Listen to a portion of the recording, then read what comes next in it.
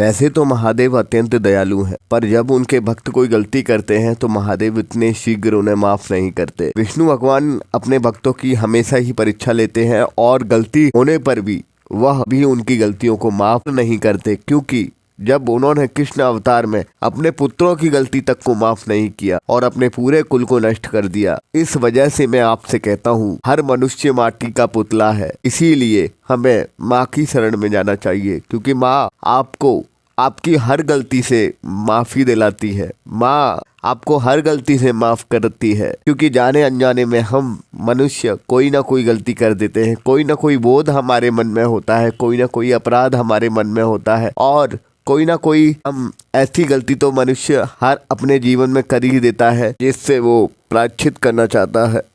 आज मैं आपको एक ऐसा पाठ बताने वाला हूँ, एक ऐसा श्लोक बताने वाला हूँ जो रात्रि में आप इसको भोजपत्र पर लिख लेंगे या अष्टगंध से सिर्फ एक बार लिखना है और रोजाना सोने से पहले आप इसको 5 बार पढ़ेंगे। यह यकीन मानिए, ये मेरे खुद ने निर्माण किया है। मैं माँ की बचपन से ही 11 वर्ष की आयु से ही उपासना कर रहा हूँ। आज मुझे माँ की उपासना करते करते 25 साल हो गए। तो मैं आप सबसे कहना चाहूँगा, मैं आपको आज एक ऐसा अपना स्वयं का निर्माण किया हो श्लोक और पाठ देने वाला हूँ जिससे आप माँ से हर इच्छा पूरी करा सकते हैं।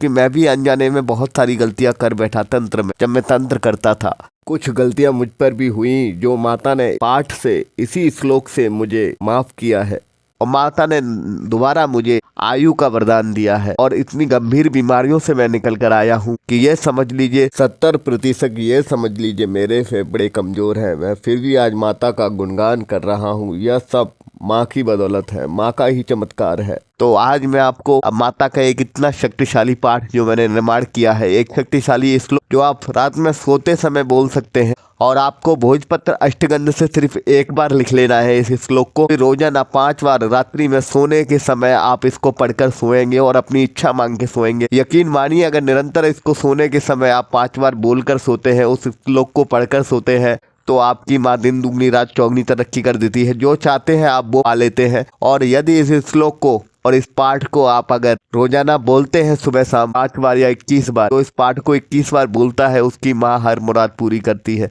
मैंने हमेशा ही अपनी जो दुआएं, अपने जो पाठ, अपने जो श्लोक बताए हैं वो लोगों के जीवन में कार्य करे हैं। उन श्लोकों से, उन पाठों से लोगों की उन्नति हुई है, उनकी तरक्की हुई है, क्योंकि माँ हमेशा ही मुझे स्वप्न में आकर यह श्लोक और यह पाठ बताती है।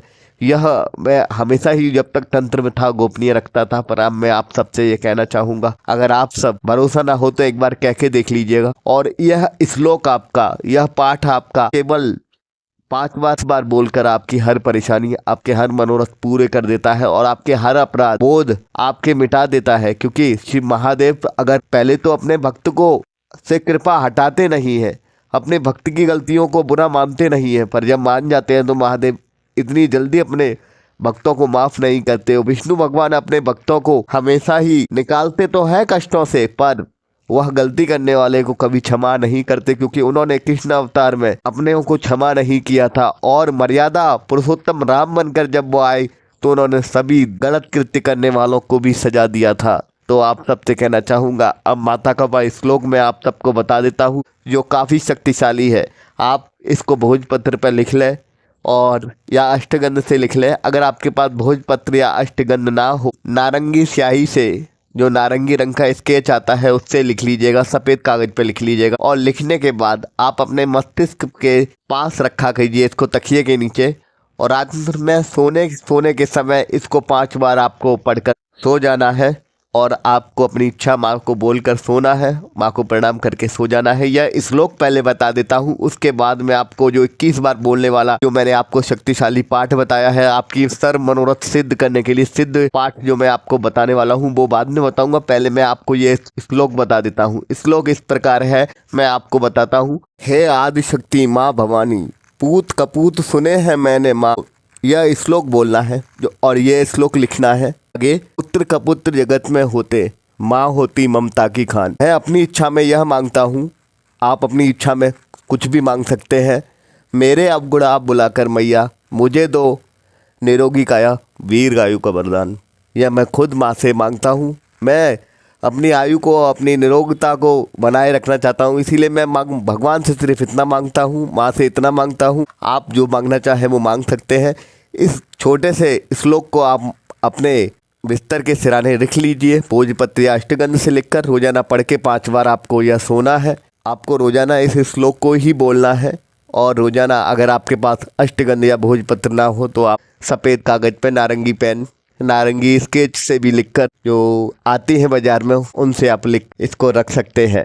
इस श्लोक एक बार दोबारा बता देता हूँ आपको, जो भोजपत्र पे लिखना है। पूत कपूत सुने हैं मैंने, पर माना तुम्ही को माता। माँ पुत्र कपुत्र जगत में होते हैं, माँ होती तू ममता की खान। मेरे अवगुण आप बुलाकर, फिर आपकी इच्छा, आप गाड़ी बंगला धन दौलत जो भी पाना चाहें, जो भी आपकी मनोकामना हो, मेरे अवगुण आप बुलाकर मैया मुझे दो वरदान।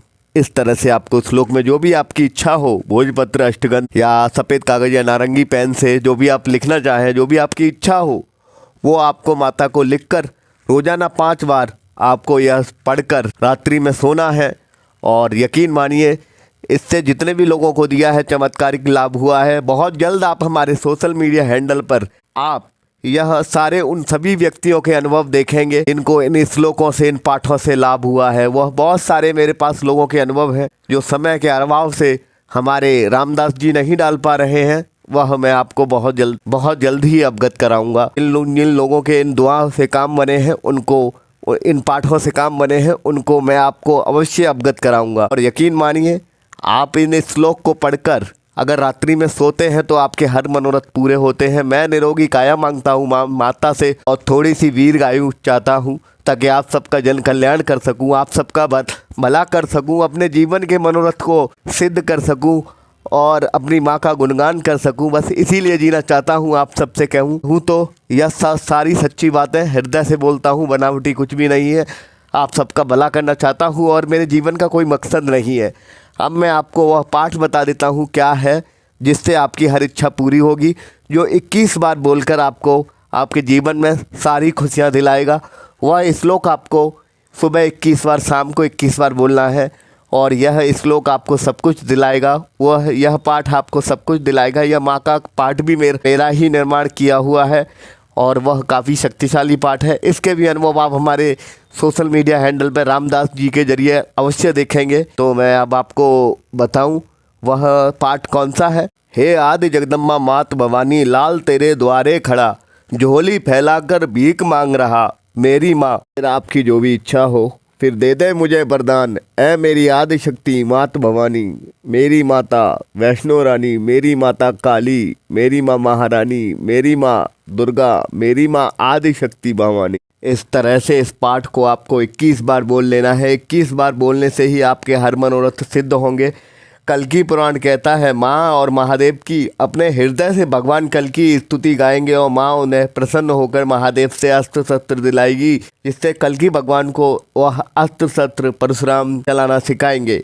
और कल्कि पुराण कहती है, हृदय से कोई भी बोली हुई स्तुति हर भक्त को अपनी बनानी चाहिए, जिससे माँ प्रसन्न होती है, माँ उसके हर मनोरथ सिद्ध करती है। माना कि यह मनोरथ आप मेरे दिए हुए पाठ या श्लोक से करेंगे। बस इस श्लोक को आपको एक बार भोजपत्र या अष्टगंध या लाल नारंगी पेन और सफेद कागज से लिख लेना है, और आपको वह मनोरथ अवश्य आपके कार्य सिद्ध कराएगा। और आपको इतना ध्यान रखना है, आपके भी हृदय से अगर कोई स्तुति आती है तो माँ को के लिए गा दिया करें, माँ के लिए वह पाठ गा दिया करें। माँ अत्यंत दयालु है, अत्यंत करुणामय है, आपके हर बिगड़े कार्य बनाती है। माँ इतनी दयालु है कि आपके हृदय से एक बार माँ निकलता है तो माँ उसे भूमंडल पर सर्वश्रेष्ठ, सर्वशक्तिशाली और सर्वोपरि बना देती है। तो माँ का नाम जप करें। और यह जो श्लोक और यह जो पाठ है उसमें भी माँ के सर्वशक्तिशाली नाम जप हैं, जो आपको आपका हर मनोरथ, आपकी हर इच्छा पूरी कराएंगे। और मैंने आपको माँ का ये नाम जप का तो महत्व बता ही दिया है कि आपको माँ के नाम जप करने से क्या क्या फ़ायदे होते हैं और क्या क्या महत्व है माँ के नाम जप का। तो आपसे बस यही कहना चाहूँगा, माँ का नाम जप करें। माँ आप सबकी बिगड़ी बना देगी और माँ आप सबके भंडारे भरेगी। माँ आप सबको खुशियाँ देगी।